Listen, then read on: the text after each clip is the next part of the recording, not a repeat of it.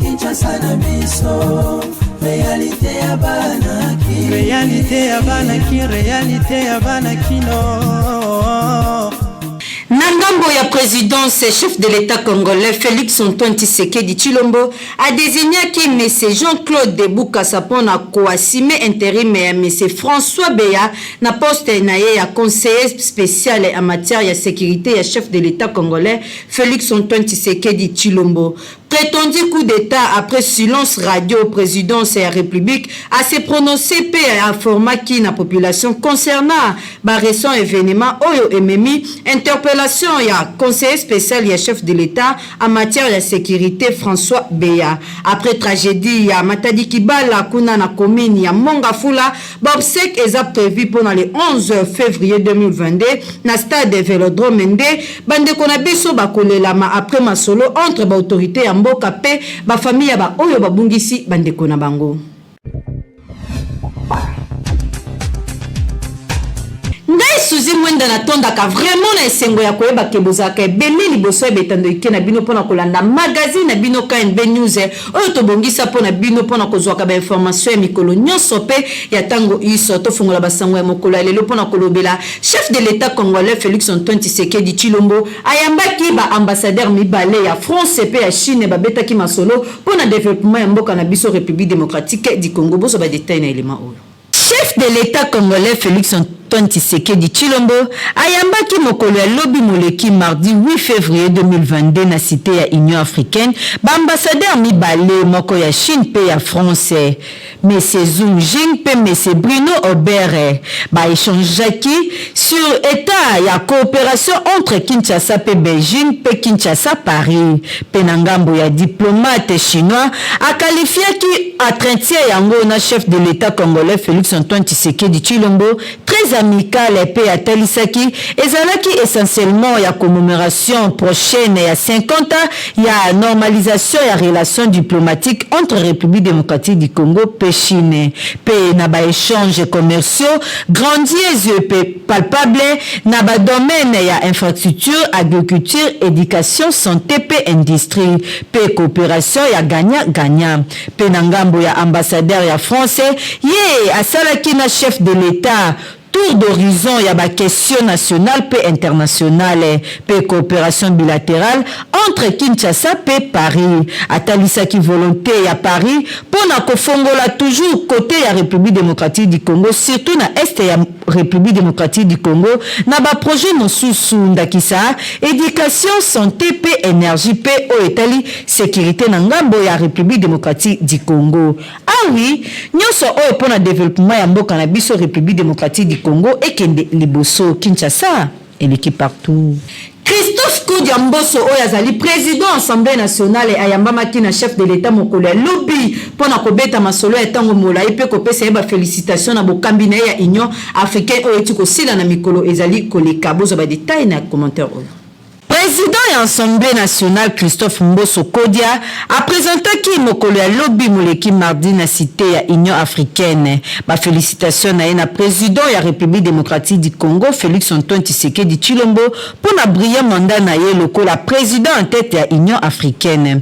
Président ya chambre basse ya parlement na kobima na ye na audience atelisaki liboso ya bapandisango ke tata mokonzi ekolo accordaki na ye audience mokolo ya lobby moleki mardi na cabinet na ya mosala kuna na cité ya Union africaine pe aranda kibongo hommage na chef de l'État pour na mandat na ye en exercer à distinction à tête ya Union africaine proclamé héros africain pour la lutte contre violence faite à la femme.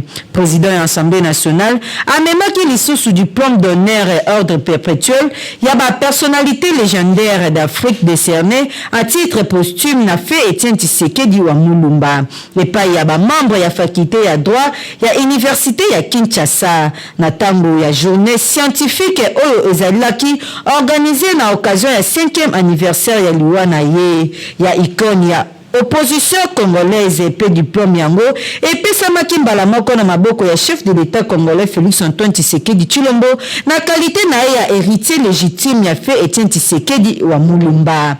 Kinshasa eleki partout. Présidence epesi version de fait pour na barimeur oyo ezalaki kotambola coup d'état awa na République démocratique du Congo. Bozwa ba détail na Naomi Pilar. Présidence ya RDC et apporté lumière sur interpellation, puis audition, ou ta week-end de l'équipe, ya conseiller spécial, ya chef de l'État en matière de sécurité, François Béa, Agence nationale de renseignement, ANR na Mokose. Na communiqué moko etangamaki na télévision nationale mardi 8 février, na Kasongonyema Yamba, porte-parole ya chef de l'État, présidence a talisi que affaire yango ezali ko relever na sûreté à l'état ye affirmaki que banquette ezali ko salema kasi bandis sérieux ezali ko attester que ezali affaire moko ya makasi o ezali ko telemela sécurité nationale. Atalisaki que puisque eza question à sécurité normalement esengeli vraiment ezala secret pe yango ezala kobimate na miso ya batu yango esalaki que elobama nanu te officiellement. Toutefois état actuel ya makambo ezali ko salema ba affirmer que banquette ezali ko disposer ba indice moko attester que makambo ya mabe makasi ezali ko salema contre sécurité nationale. Banquette ezali ko koma ba investigation ezali toujours ko salema ndenge présidence de la République etalisaki na affaire yango gouvernement ya RDC ekoumela te kopesa pe communiquer nango ekozala nécessaire. Par ailleurs, présidence a invité population à vigilance pour éviter qu'on pèse à crédit la spéculation mensongère diffusée dans la personne mal intentionnée dans les médias. Dans les réseaux sociaux, processus démocratique annoncé dans Mboka na biso ou ta première passation pacifique y a pouvoir en janvier 2019, yango et sali que ba préserver à tout prix caractère démocratique au kasi normalement ezaï likambo ya koleka pe koloba na TVT. Aucune tentative ya déstabilisation de l'institution démocratique et qu'on a toléré. Population esengela battre la kimia pe évacuer calmement l'occupation pour sécurité ezali déjà. Donc rappeler que toujours na dossier yango conseiller à président de la République en matière de sécurité azali qui interpellé puis interrogé dans ba service ya renseignement militaire wuta samedi 5 février dernier kasi kino lelo azali toujours kuna suite penanu eyebanité nyoso et bandaki na ba soupçon ya prétendu coup d'état o ezalaki déchoué asi ba militant ya ba parti basalaki ba mobulu pe nyoso wana sima toyaki kombo l'interpellation ya conseiller spécial ya chef de l'état nyonso ezali kolekisa que quelque chose et salemaki to elingaki kosalema kasi ba service ya sécurité ndenge présidence etalisi bazali toujours kolanda yango banquette ezali kokoba nyonso ekoyebana mikolo ezali koya affaire yango etikali à suivre Kinshasa et l'équipe partout. Tata mokonzi ekolo Félix Antoine Tshisekedi Tshilombo asili na ko désigner bongo moto oya ko jouer intérim pour na ko remplacer François Béa. Naomi Pila a expliqué. Chef de l'État congolais a eu nouveau conseiller spécial en matière de sécurité na kombo ya monsieur Jean-Claude Boukassa. Nomination na ya intérim et yaki après arrestation il y a monsieur François Béa l'Agence nationale de renseignement ANR na Mokuse. Que directeur et cabinet et président de la République a notifié qui est ma nouvelle fonction mardi 8 février dernier. Nouveau conseiller spécial en matière de sécurité Azalaka Kinoise a nommé assistant il y a monsieur François Béa Outa 2019 né à travers la présidence de la République. Beaucoup la collaborateur et ancien chef naye Oyazali Kino Siko Tozoloba détenu na ANR. Il faut qu'on rappelle que Outa samedi 5 février François Béa Azalaka arrêté une agence nationale de renseignement d'après présidence de la République ba proche collaborateur et chef de l'État bazali impliqué na dossier moko ezali contenir na sûreté nationale kasi kino sikoyo ye abimina noté histoire topé à faire en haut et tikali à suivre Kinshasa et l'équipe partout. Na souci ya bana mboka azalaka na yango ye nani société Betesco azali kaka ko continuer ko lesa bakinoa pe bakinoise na kwena yo oza mobimba na spaghetti roni ole na tango moke. Bayeli susu bango banani société Betesco toujours ndenge amesana ko sunga population congolaise sikoyo ayeli bino eloko ya motuya tunanga nini ezali bongo spaghetti roni oyo bozali komona ndenge bazali ko présenter biso yango awa ezali produit moko kitoko makasi okoki kolia yango na biloko nyonso oyo olingi Thomson soso viande ya lolenge nyonso tope madesu oyo na Kinshasa tobengaka madeblo oza mobimba bana mikolo tout le monde akozala d'accord na spaghetti oyo roni esengeli koyeba ke pâte alimentaire oyo esalemi na semoule de blé ezali na elengi pe guna ndenge ya kosakana te kasi babosani bino te baye nyonso oyo pe baza batu ya ba nostalgie balela ba macaroni Beltesco acheli bino pe lisusu macaroni roni yango pe lisusu ndenge moko gu ya ndenge ya kosakana te elamba makaka ndenge moko mwa ya muke ya moto etoki oche yango na kati quelques minutes après ebeli bana ya classe ba papa na tongo va bakende musala yo pe mama soko ngo kende marché okoki ko beta yango repas moko ya 5 minutes esangisi libota mobimba pe bozali calé na journée bokoya kolia kaka na pokwa vérifiez toujours logo ya Beltesco tango ozali kosomba po ba mwifi na Kinshasa bazali ebele po yango de ezali ba produit ya qualité supérieure oyo Beltesco a chelibino na marché to offrir bino produit kitoko o babengi spaghetti roni ezali pâte alimentaire à la semoule de blé.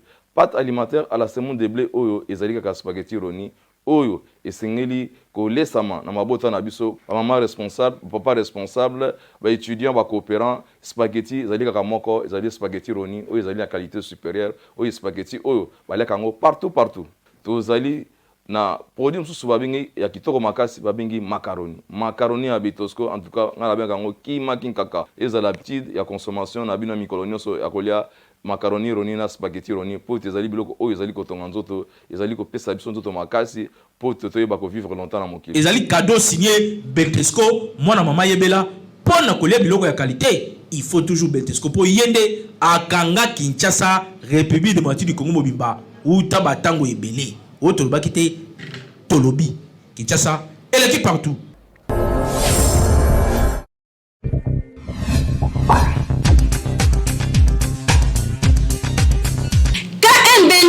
emesala ko présenter bino be émission ebelenda kisabi tambola pe kindoki politique et soki bolingi bolanda vraiment intégralité nango mobimba bo s'abonner bongo na chaîne YouTube na biso pe botika ba commentaire pe ba suggestion na bino to ko répondre bino ndenge to mesana ya mokolo lelo to présenter bino oyo président Félix Azamona Bilaka bon monike na niveau ya Union africaine a dirigé pendant une année mandat na sili atikali ko sala degré de force a sali violence te mona elaka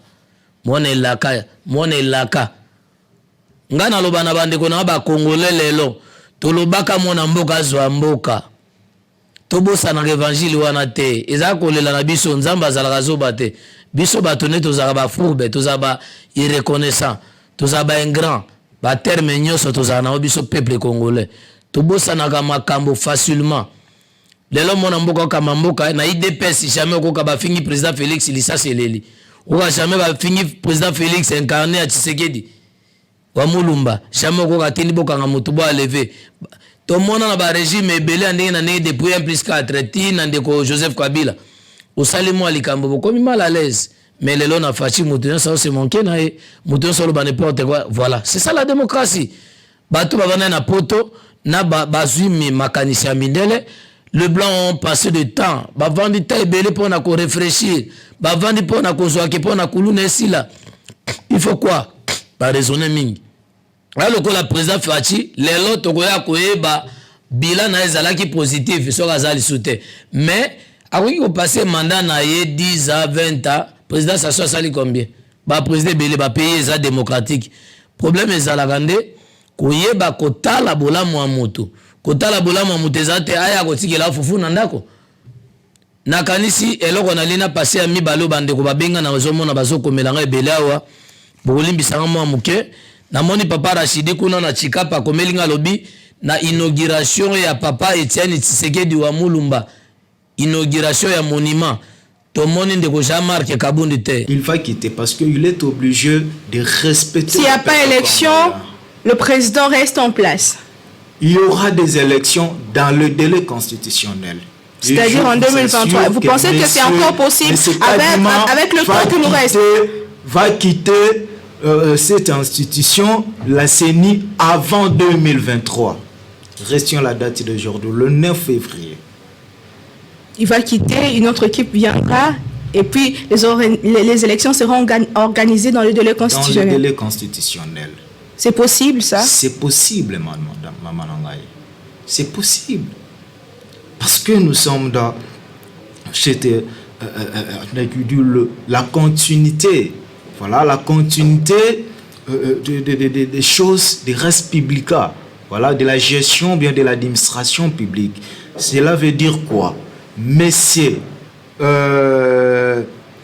Kadima Oyo ba nommé Kota, Monsieur Chilombo Soba Longwe, place Oye Asuki, n'est-ce pas? Oya Goya a continuer.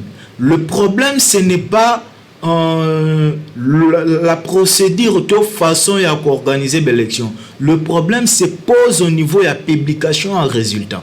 Voilà, Batu Oyo Bachewana, Bakoluka, tu vas fabriquer l'élection, va fabriquer, va voir, va nommer Batu Oya Bango. Ouais, maman, cela veut dire que non, tant Oya Goya, même après 1 mois, 2 mois, n'est-ce pas? Le plus important est que à ça la volonté à faire. Mais surtout le tali bien to photo lo belango na kati benza poza moko pembeni ya bandeko ya lamuka na kati na bino penza na kati ya lamuka. Est-ce que vous se préparez pour nos élections? Ceux qui vont se préparer ni bo ça déjà pour que élection tango ya boza la près que non to ke bitumba. Pour préparer l'élection tous alara déjà prêt à population. On n'a pas besoin d'amener la population de t-shirt, l'argent détourné, volé dans le trésor public. Il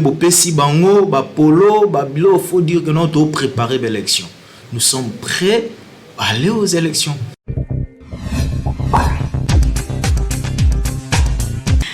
Na République démocratique du Congo tosali constat basi ebele balingaka lisusu kolata maputa te pona soki alati liputa akoli to pe akomi mama mobimba lelo totambolaki na micro na biso pona kotuna importance ya liputa pa ya basi ezalaka nini boyoka bayimboka na micro ya KNB News.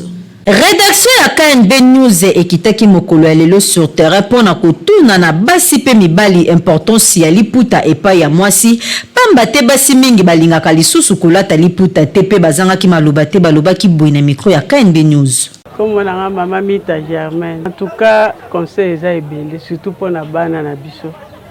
Vraiment liputa est très nécessaire dans notre mwasi. Liputa. Eza kitoko ya kitoko mama nanga. Soko lati liputa oyebi ko kanga liputa na yo. Eza ka kitoko mingi. Mais bana na biso ya basi. Akolate lamba donc pantalon ya lati dessiné nzoto mobimba. Soki misolo bima bima na mipandi e monani e bima pe na sima nyose monani. Alors liputa eza kitoko. Lata liputa na yo kitoko obimi eza kitoko mingi. Ba jeune fille bakanisa ko lati elamba ekangami bakolule nango. Mais bakoko na kuna nda kuna lobelaka bango. Alors liputa eza kitoko mingi na mwana mwasi. Eza na internet te mama nango. Bana na biso baboya na bango mafuta kala. Importance ya liputa premièrement biso to ba africain eza culture otokuta. Kolata liputa na ba mama na biso ya kaleza ki la mama moko ya valeur pour na mwasi eza la mama moko eza respectueuse pour na mwasi. Mais lelo de makambo ebongwani omona mutu akoma omona bao bazolata maputa. C'est que bango ba mikolo le plus âgé par rapport bao ba olata maputa te makambo ebongwani. Mais nga c'est que je sais que liputa eza lamba moko ya valeur pour na mwasi na culture na biso ya ba africain surtout biso ba congolais congolaises eza bon. Ngana oki koloba ya moko eza ka complexe. To mon on dirait culture ya baninga ndeza plus eza supérieur par rapport au ya biso. Or batu na batu bazana ba culture na bango biso pe il faut to respecter culture na biso. Kolata liputa ya mabete ki ko condamner te o eza mabe batu na batu c'est lo culture na biso kolata liputa c'est mieux. C'est le mot que za malamu te pourquoi parce que biso le to kola nzoto mo sera nzoto liputa c'est le bombango. Liputa ça qu'est-ce que le maputa basi baza bala te baza bala ko tout c'est moi nzoto moi aussi. Nous allons découvrir l'amour.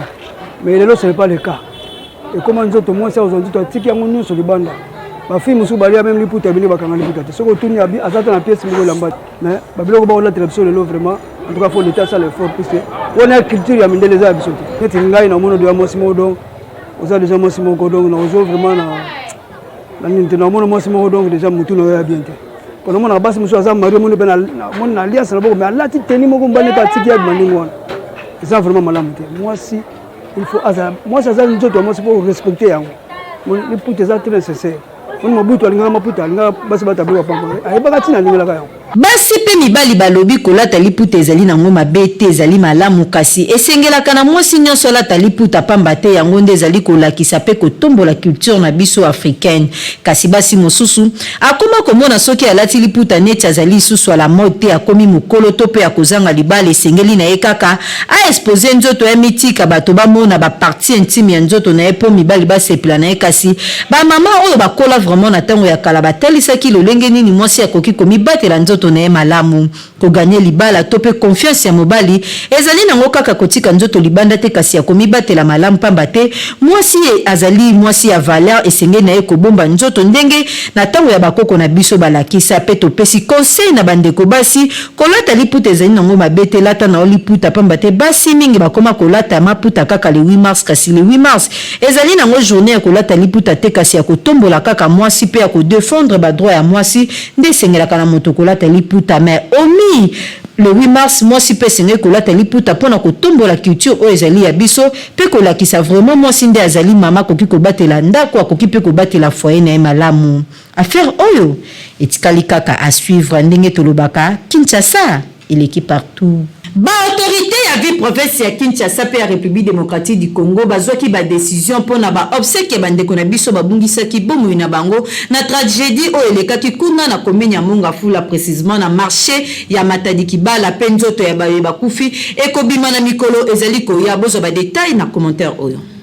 Kinshasa après la tragédie au elekaki na commune ya Mongafula précisément na marché topé wendi ya Matadi Kibala na yango ba autorité ya mboka ba nosaki bongo ba obsèque ya 25 personnes oyo babungisaki bongo ina bango na tragédie ya courant mokolo ya mercredi moleki na Matadi Kibala na commune ya Mongafula banzoto ya bandeko na biso ekobima bongo le 11 février 2022 pe ekolela na stade Vélodrome oyo ezwami bongo na commune ya Kitambo. Communiqué yango epesamaki na gouverneur ya ville province ya Kinshasa Jantiningo Bilambaka pe décision yango ezwamaki après concertation topé beaucoup tani entre ministre ya affaires sociales action humanitaire exécutif provincial ya Kinshasa pe ba famille ya ba oyo babungisaki bandeko na bango pe pona inhumation ekozala bongo annoncé ultérieurement tika ete banzoto ya bandeko na biso epema na kimia Kinshasa il est qui partout.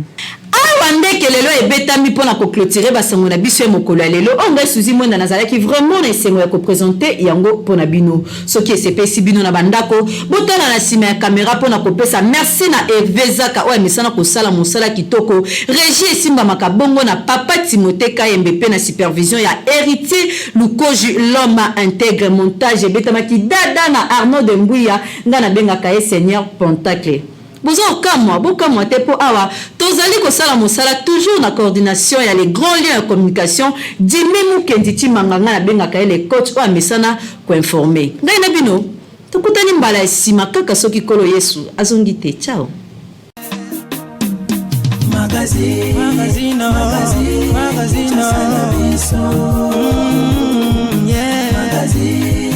magazine Kinshasa na biso réalité ya banaki réalité ya banaki